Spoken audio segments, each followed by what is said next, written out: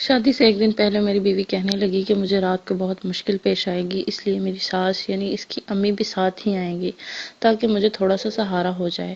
میں مان گیا اور ہوٹل میں 2 کمرے بک کروا لیے۔ میری ساس نے تہمینہ کو حوصلہ دیا کہ اگر بیٹی ذرا سی بھی تکلیف ہو یا کوئی بھی میری ضرورت ہو تو مجھے بتا دینا۔ میں حیران ہوا کہ تہمینہ کے ساتھ آخر اب مسئلہ کیا ہے، لیکن جو ہی میں نے گھر کا کام شروع کیا تو اچانک ہی تہمینہ چلانے لگی کہ تم بہت غلط کر رہے ہو، میرے گھر میں ایسا نہیں کرنا۔ میری ساس بولی کہ پہلے میں تم دونوں کو سکھاتی ہوں۔ پھر میری ساس نے کہا کہ تہمینہ تم ادھر ہٹو، اور مجھے بولی کہ تم بڑے ٹرک کو میرے گھر کے بالکل اوپر کھڑا کر کے ایک زور سے۔ میرا نام افضل ہے، میری عمر 19 سال کی تھی جب میرے ماں باپ نے میرے لیے رشتہ تلاش کرنا شروع کیا، مگر میں نے کافی ضد کی کہ پہلے میں اپنا کوئی کاروبار شروع کروں گا، اس کے بعد ہی شادی کے بارے میں سوچوں گا۔ لیکن میرے والدین نے میری بات نہ مانی اور ایک اچھی سی جگہ دیکھ کر میرا رشتہ پکا کر دیا۔ میرے لیے وہ لڑکی کی ایک تصویر لے کر آئے۔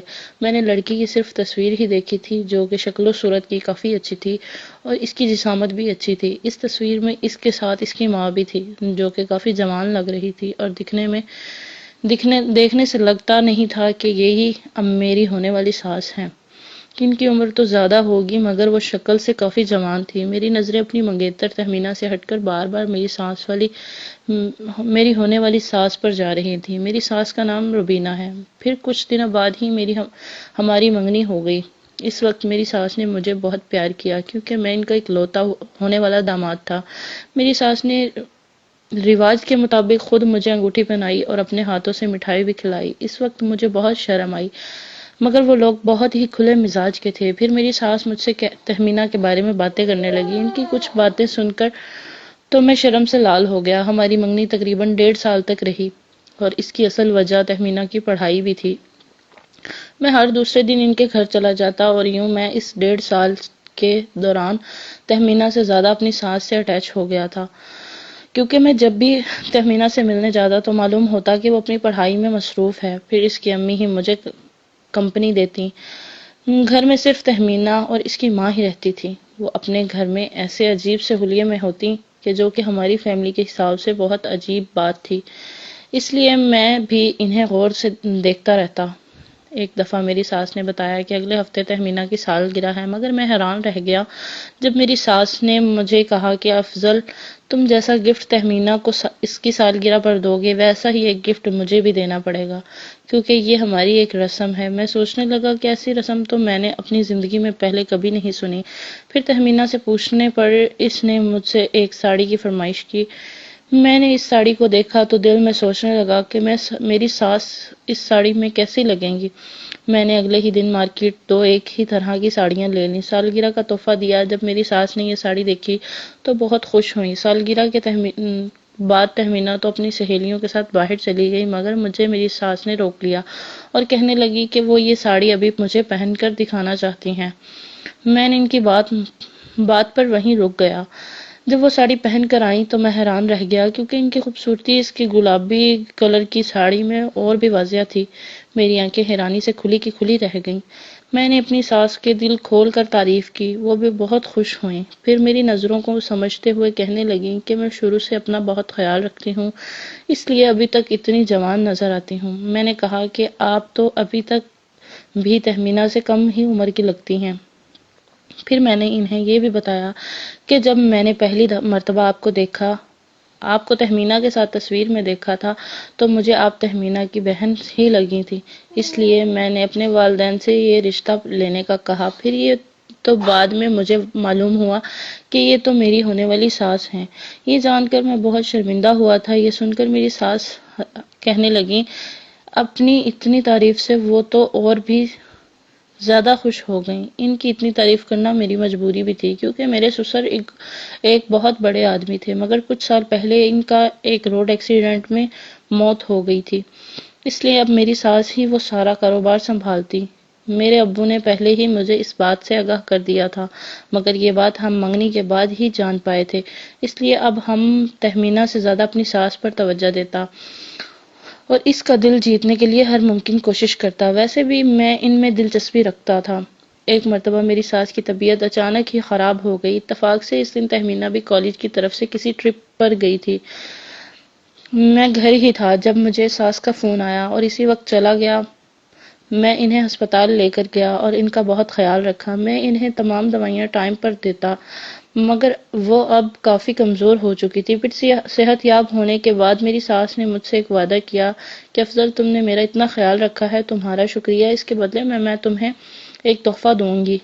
اب میں انتظار کرنے لگا اور سوچنے لگا کہ وہ کیا تحفہ دیں گی۔ میرے ذہن میں کئی طرح کے خیال آنے لگے کہ نہ جانے وہ تحفہ کیا ہوگا۔ میں سوچ رہا تھا کہ وہ مجھ سے اپنے گھر کا کام کروائیں گی، کیونکہ میرا ٹرک تو بالکل تیار تھا۔ یہ سوچ کر میرا دل بری طرح سے اچھل کود کر رہا تھا۔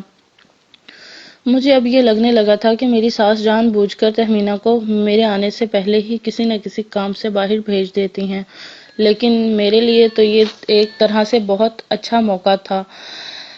اچھا بھی تھا کیونکہ اس طرح مجھے ان کی توجہ زیادہ ملتی۔ ویسے بھی میں ان کے اکلوتا داماد بن کر ان کا سارا بزنس سنبھالنے لگا تھا۔ آخر 1.5 سال بعد شادی کی تاریخ رکھ دی گئی۔